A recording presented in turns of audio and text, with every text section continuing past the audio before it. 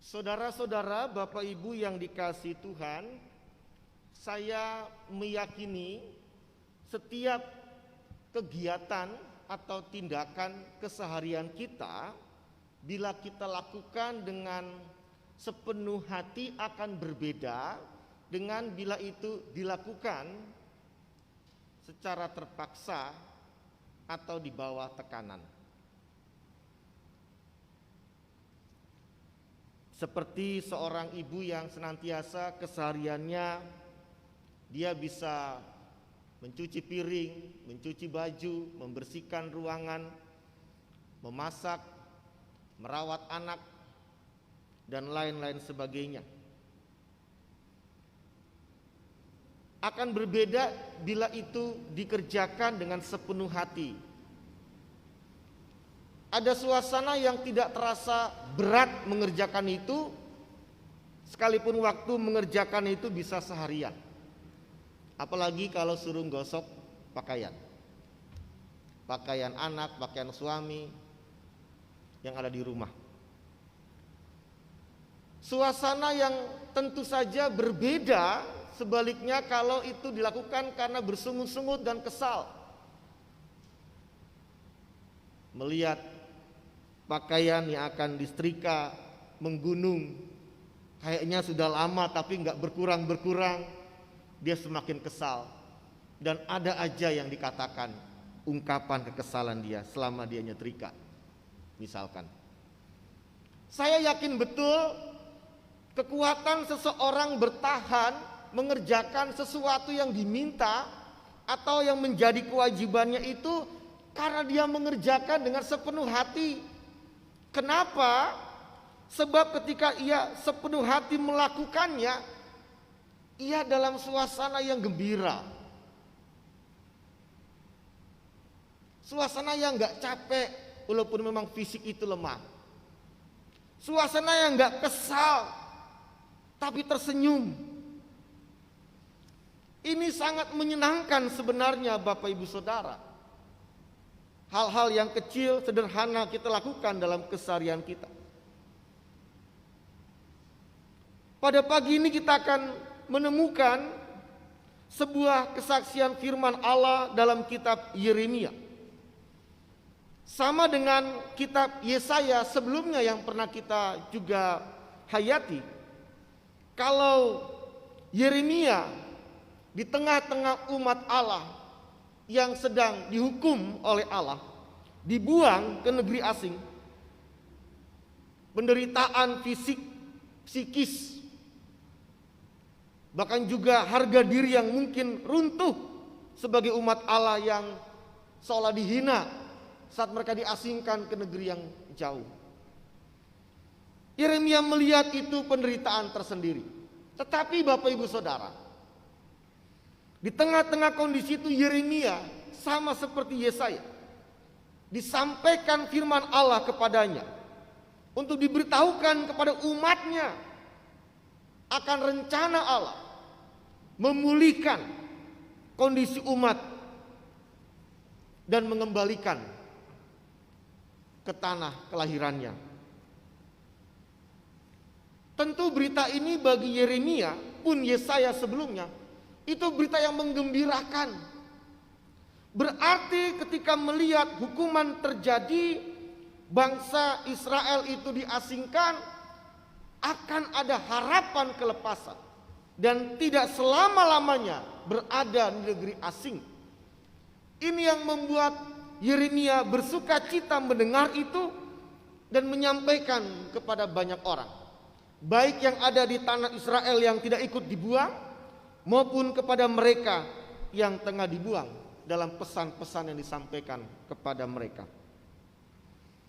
Bapak Ibu Saudara, ketika seorang tahu hal berat yang sedang dia kerjakan akan ada akhirnya, akan selesai, maka yang awalnya sudah putus asa, yang awalnya sudah berat untuk mengerjakan, akan muncul semangat baru. Ada pengharapan dan kembali bergiat untuk bertahan Bapak Ibu Saudara. Bertahan. di dalam suasana yang tidak mudah itu.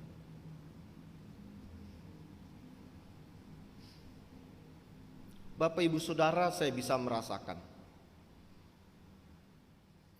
ketika ada orang tua kita, saudara-saudara kita, anggota keluarga kita yang sedang sakit, dirawat di rumah sakit ataupun di rumah, atau karena satu diagnosa penyakit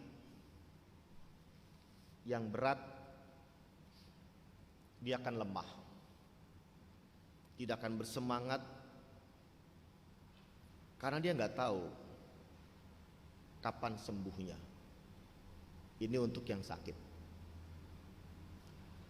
Sama juga ketika orang yang mencari pekerjaan, sudah banyak pintu perusahaan dia ketuk, dia kirim lamaran, tapi kesekian kalinya yang dia lakukan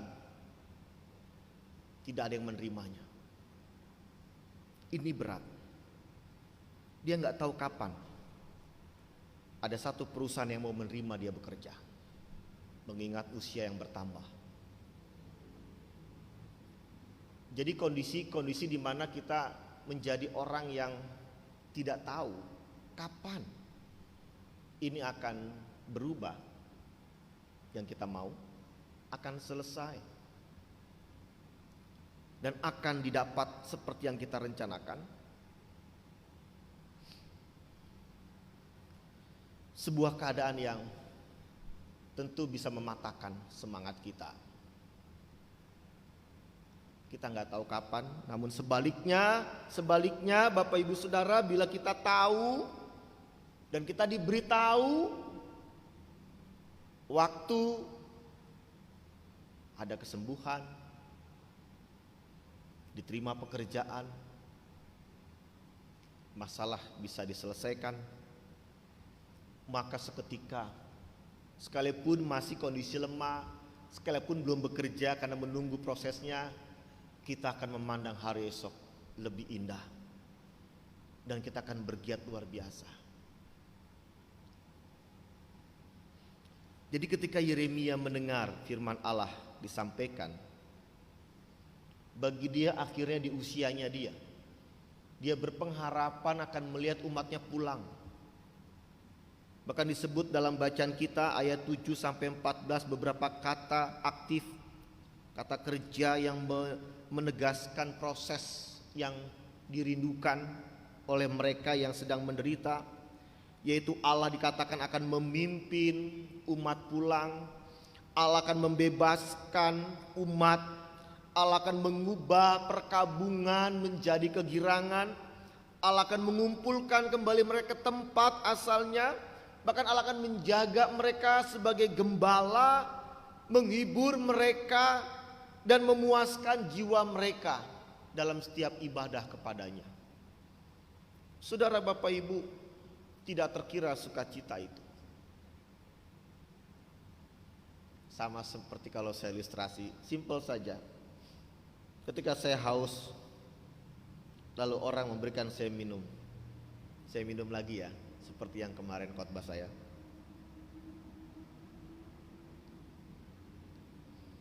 Menyegarkan, asli, enak. Dan saya bisa kembali mengerjakan hal yang baik. Ini bukan hal-hal yang luar biasa yang besar-besar Allah lakukan dalam konteks dia membuat mujizat yang bagi orang itu wow, keren.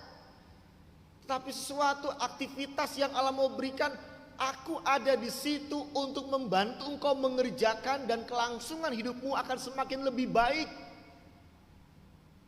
Dan ketika umat dalam konteks bacaan kita melihat hidupnya yang terputus karena diasingkan, Allah bilang akan kembali masuk di tempatmu untuk melanjutkan hidupmu lebih baik lagi karena aku Allahmu, karena aku mengasihimu. Ini dia. Kenapa Allah kok masih mau memberikan pemulihan dari orang-orang umat yang sudah memberontak kepadanya, yang sudah menyakiti hati Allah? Kenapa Allah kok masih mau memikirkan Apa yang baik terjadi pada umatnya yang telah jahat? Kan kita nggak habis pikir. Ya, seperti kutipan khotbah sebelumnya kita tahu bahwa orang itu kalau sudah kecewa, sudah kesal, ngapain lagi berurusan, apalagi berbuat baik. Mata ganti mata. Dia akan bisa membalas dendam dan ketika terlampiaskan dia akan puas. Walaupun setelah itu dia tidak bahagia. Tapi yang penting ya saya sudah melampiaskan, sudah cukup. Itu kan kita manusia. Kita punya argumentasi. Aku bukan Allah, aku ini manusia. Iya, yang bilang hewan siapa? Saya sama Anda, kita itu manusia. Kita punya argumentasi kenapa kita nggak seperti Allah untuk mengasihi dalam satu suasana kekecewaan kita. Rahasianya ketika Yeremia melihat sungguh besar tindakan-tindakan Allah buat umatnya sampai merencanakan hal-hal yang indah dalam pemulihan dan penebusan itu, karena Allah memang tetap mengasihi umatnya. Ini rahasianya. Mungkin sekarang kita kan lagi dengerin ya renungan khotbah ini. Kita dengar itu tentang Allah tetap mengasihi. Itu mah biasa kali, nggak ada yang baru, ya. Sudah tahu itu. Saudara Bapak Ibu, kadang-kala kalau kita dengar khotbah, siapapun yang berkhotbah, kadang kita suka berpikirkan dalam diri kita.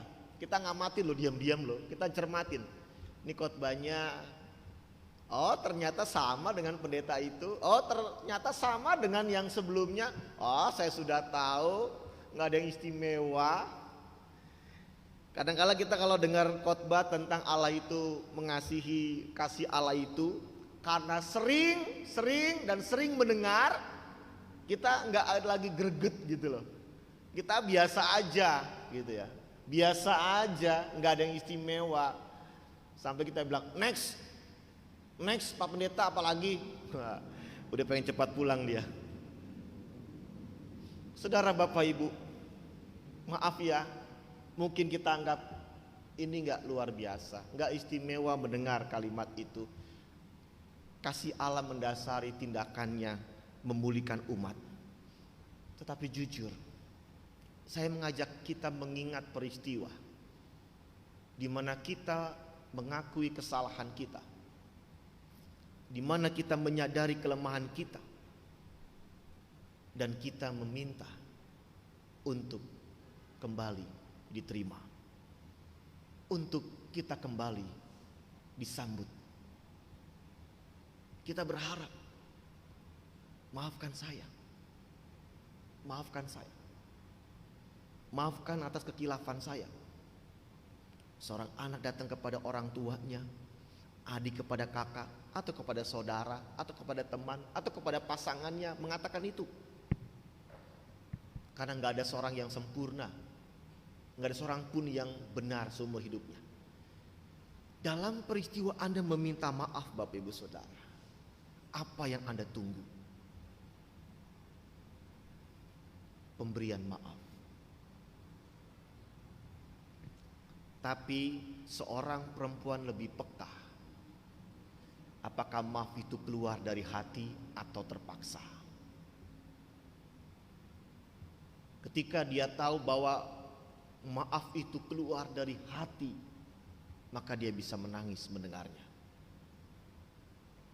Aku maafinmu nak.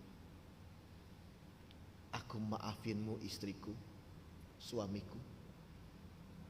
Aku maafinmu sahabatku. Anda akan nangis.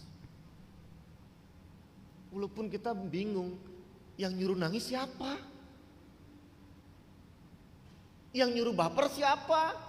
Kayaknya biasa-biasa aja maafin kayak begitu. No, enggak. Ini beda.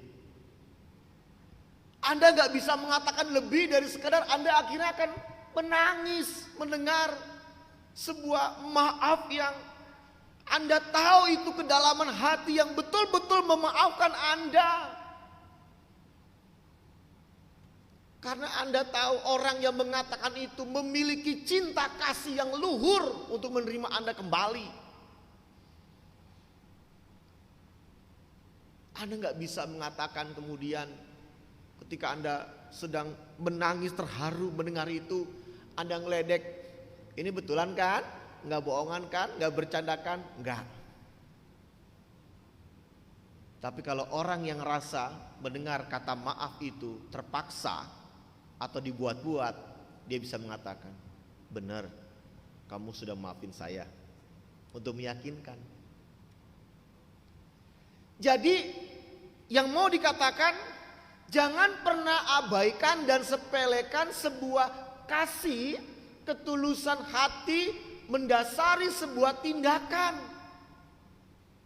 Seperti yang Allah lakukan kepada umatnya, dia memulihkan, dia menerima kembali, dia mengumpulkan kembali, dan dia akan menggembalakan kembali umatnya.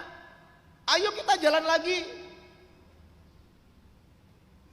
Jadi di tengah hingar-bingar aktivitas kita, ada satu bagian dalam diri manusia yang kalau itu kita tersentuh di situ, hati itu, kasih itu, Anda akan diam terpana dan Anda akan tertunduk dalam air mata sukacita.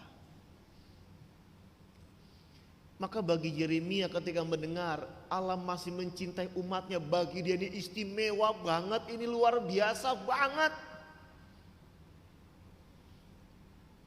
Dan lagi apa yang terpenting dari tindakan Allah ataupun seorang yang masih mau mengasihi? Karena tidak semua orang mampu melakukan hal itu. Amin.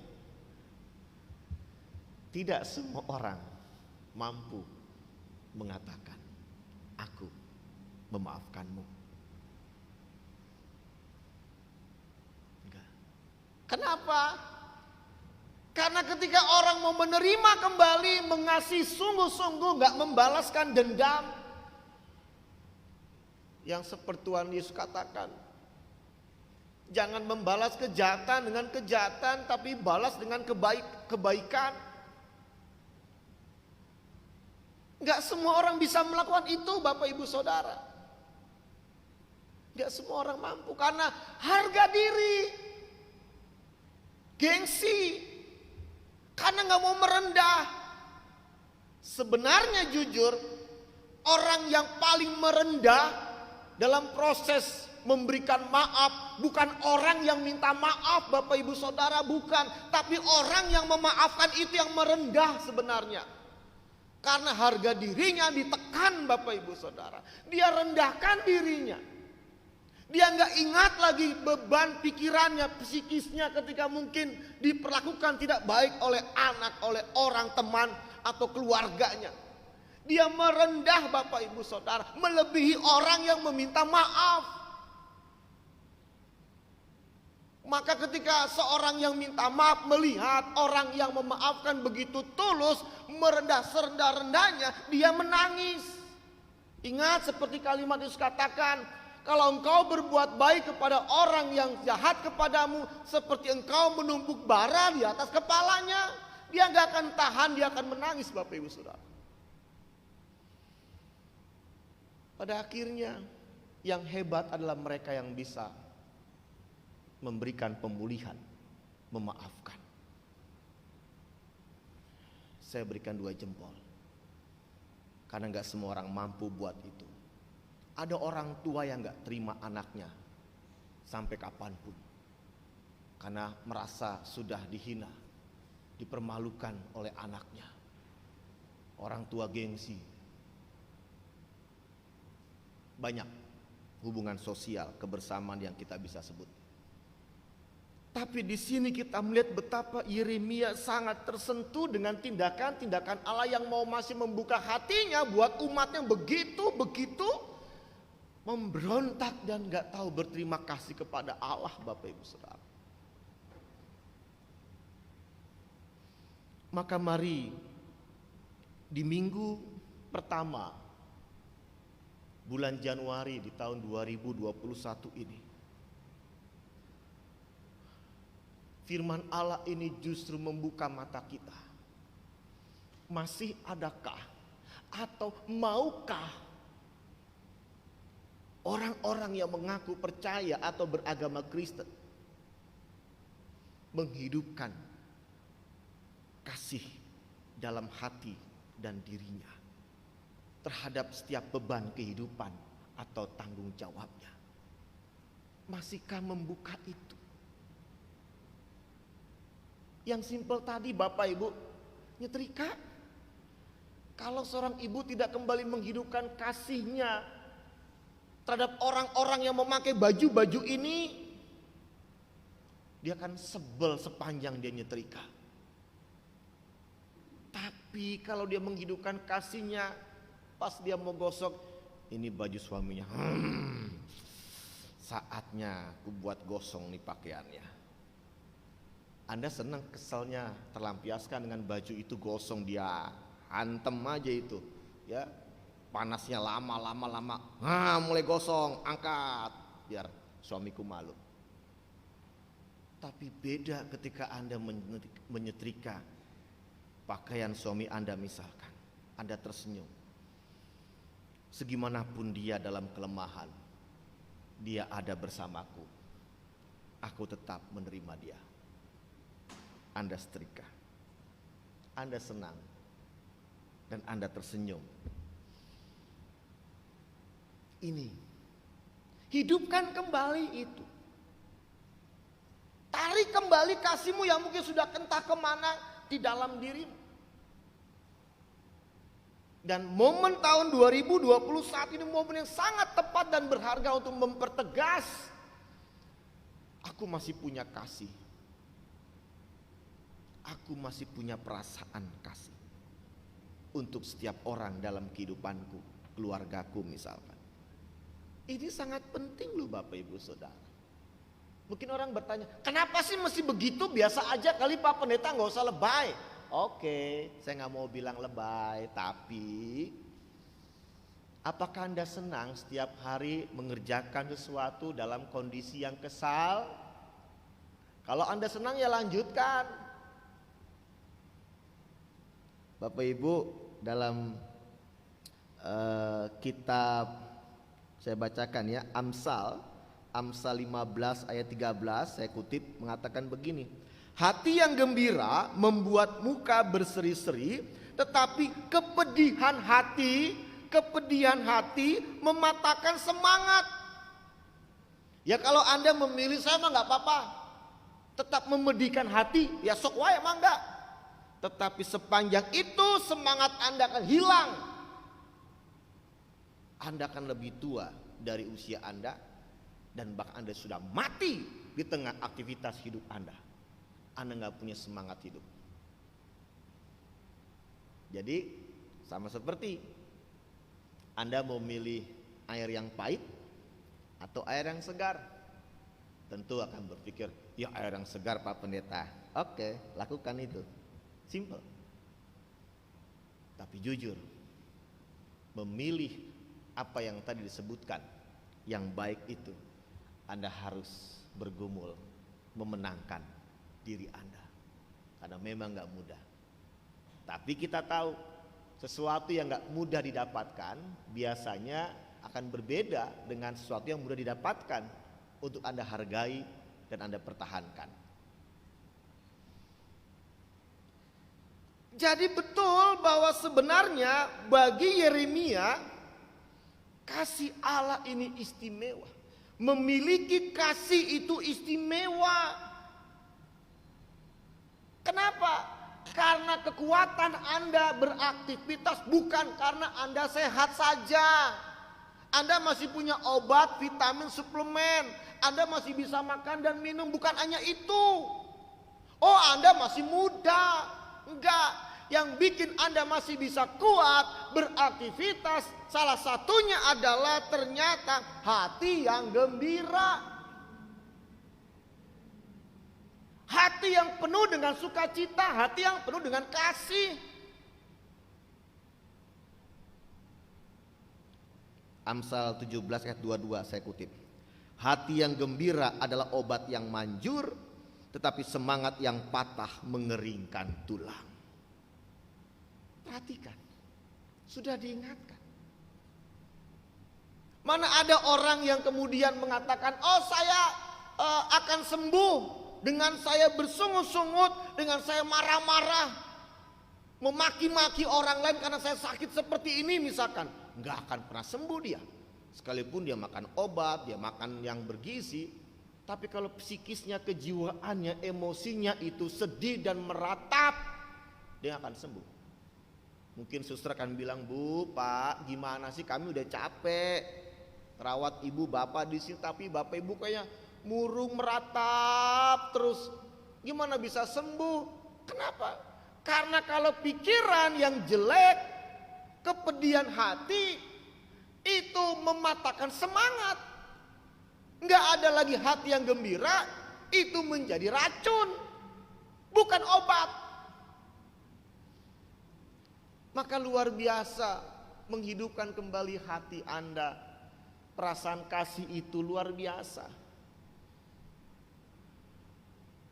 Kasih terhadap apa? Bukan lagi selalu kepada orang lain ya, bukan. Kepada apa? Kepada diri Anda ketika hari ini, Tuhan, aku mengasihimu, Engkau yang masih memberikan nafas hidup buat aku. Nah ini nih, denger lagi nih, Allah Pak Pendeta itu mulu untuk bersyukur, nafas hidupan, iyalah pasti. Tahan. Kalau Anda merasakan sesak nafas, Anda merasa nafasnya pendek, Anda baru tahu betapa nafas kelegaan yang Allah berikan setiap hari itu berharga luar biasa. Ya, jadi mari kita belajar. Kasih Allah itu nyata dari hal-hal yang kecil dan sederhana, dan kita bisa bilang, Tuhan, aku mengasihimu. Berikan kasih-Mu juga kepada Tuhan di setiap apa yang kau rasakan. Tuhan berikan. Tuhan, terima kasih buat aku bisa melihat hari ini, buat aku bisa bangun pagi, beranjak dari tempat tidur, siap beraktivitas. Saya yakin saudara Bapak Ibu yang merasakan ketidakmudahan sebelumnya, lalu Anda bisa beranjak dari tempat tidur, beraktivitas, Anda bilang luar biasa kasih Tuhan. Bagi seorang yang merasakan pernah sesak napas yang luar biasa, tertekan napas pendek, lalu mengatakan mulai ada kelegaan, pelan-pelan bagus, dan Anda bisa plong, Anda bilang Tuhan kau luar biasa. Ya. Bagi setiap orang yang mengalami perubahan baik sekalipun pelan, kecil itu, Anda akan katakan Tuhan ini sangat berarti, berharga bagiku. Karena Anda mengatakan Tuhan aku mengasihimu. Katakan itu. Jadi kasih itu bukan sekedar ungkapan perasaan kepada orang lain saja, tapi kepada Tuhan di tengah aktivitasmu, suasana hidupmu ini. Sehingga jangan ada satupun dalam tanggung jawabmu yang engkau keluhkan. Jangan, kalau Anda keluhkan, maka Anda memutuskan kasih Anda kepada kegiatan itu atau tanggung jawab itu. Jangan keluhkan. Jangan bilang sama suami, enaknya jadi suami pulang pergi kerja keluar rumah, aku di rumah aja capek seperti ini, yuk tukeran. Nggak usah dikeluhkan seperti itu, berarti Anda mematikan kasih Anda kepada tanggung jawab suami Anda yang juga capek bekerja pulang pergi. Misalkan seperti itu. Jangan dikeluhkan.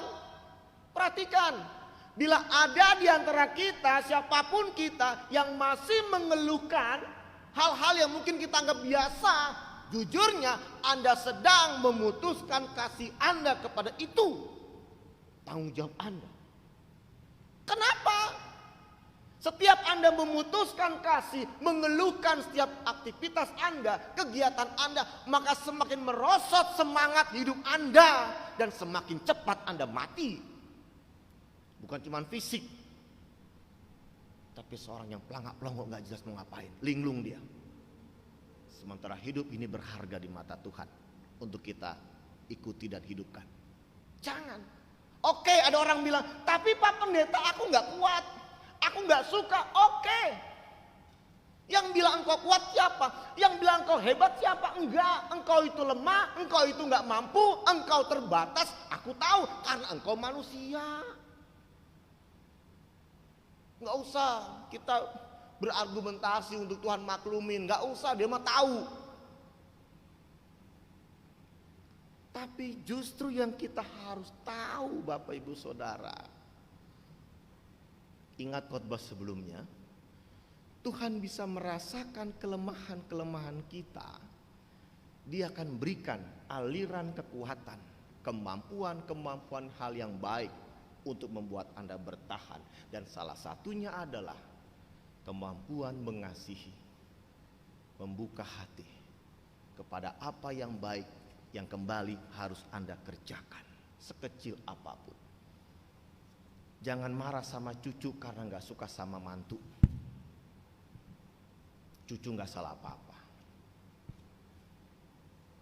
Jangan marah sama mantu hanya karena anak kita itu gak beres, semua jadi jelek. Jangan merembet kemana-mana. Jangan. Yang sedang bermasalah adalah diri Anda yang sedang kekeringan kasih. Jangan bilang nih, muncul nih pikiran saya, Pak Pendeta, abisnya saya dicuekin sih, abisnya saya nggak dicintai sih, abisnya saya yang diabaikan sih. Sok ngomong terus, apalagi alasan Anda untuk mengatakan bukan saya yang salah. Gampang, kalau mau cari kayak begitu gampang, banyak ketemu tuh, banyak. Apakah Allah nggak bisa mengatakan aku nggak akan memulihkan umatku karena aku dikecewakan sama umatku? Bisa. Apakah aku memulihkan umatku karena umatku sudah baik sama aku? Ternyata tidak. Umatnya masih meratap, masih kesal sama Allah, tapi Allah merancangkan kebaikan buat umatnya. Luar biasa. Itu karena kasih Allah masih ada. Jadi nggak usah lah cari-cari pembenaran seolah kita itu ya yang benar tuh kita, yang salah ya mereka. Nggak usah. Yang rugi tuh kita juga kalau kita bertahan dengan sikap seperti itu. Mari Bapak Ibu Saudara, ini saatnya kita menghadirkan kebersamaan kita, kehidupan kita dengan apa yang Allah minta dan kita sudah punya untuk dihadirkan nyata, yaitu kasih Anda. Sepulang dari tempat ini ataupun selesai ibadah yang di rumah, Anda sambut orang-orang di sekitar Anda dengan salam dari hati yang paling dalam, dengan penuh kasih. Anda ucapkan kalimat-kalimat indah untuk mereka, dan seketika Anda merasakan hidup itu lebih indah dan Anda bersemangat. Karena itu ada 3 hal yang ternyata mengubah kehidupan karena cinta kasih yang luar biasa.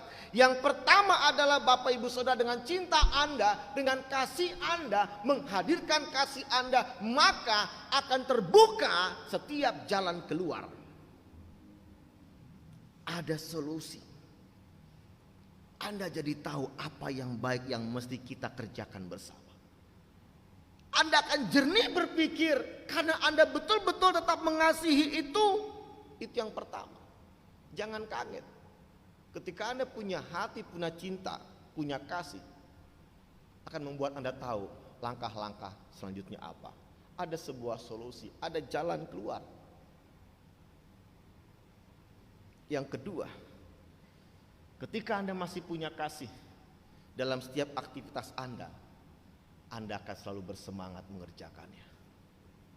Lagi, dan lagi untuk dikerjakan. Sekalipun memang masih berat, tapi Anda bersemangat. Yang ketiga, Anda nggak akan lagi berhitung-hitung dengan siapapun atas kebaikan mereka atau tidak kebaikan. Anda tetap mengerjakan kebaikan karena Anda masih punya kasih. Walaupun tinggal sedikit, tapi itu masih ada. Ini luar biasa Bapak Ibu Saudara. Ini luar biasa. Kenapa? Kenapa mesti ada kasih? Karena Allah nggak mau kita mengakhiri hidup ini tanpa kasih. Kita menikmati berkat-berkatnya. Tuhan nggak mau. Tuhan nggak mau. Itu sama dengan seorang anak ketika orang tuanya memberikan satu hadiah. Ya, dikasih itu hadiah kepada anaknya. Seketika anaknya menerima hadiah dan melemparkannya ke selokan. Apa perasaan orang tuanya? Selain dia kaget, dia akan sedih. Siapa yang rugi? Bukan orang tuanya, anak itu. Dia nggak bisa menikmati pemberian orang tuanya yang sebenarnya itu sangat baik untuk anak itu. Yang rugi anaknya. Harusnya anak itu bilang, terima kasih mama, papa, terima kasih buat pemberian ini, akan kugunakan sebaik mungkin. Dan anak itu merasakan indahnya pemberian orang tuanya. Perhatikan, simpelnya itulah hidup kita. Jangan lemparkan setiap berkat Tuhan ke selokan, tapi sambut, nikmati, dan isi dengan cinta kasih Anda yang sama. Dan tak terasa, wah sudah tanggal 3 tahun 2021. Mungkin kemudian Anda mengatakan, wah gak terasa sudah penghujung tahun 2021. Karena Anda menikmati setiap berkat Tuhan dengan cinta kasih. Hidupkan itu kembali, tetap bersemangat. Tuhan memberkati. Amin.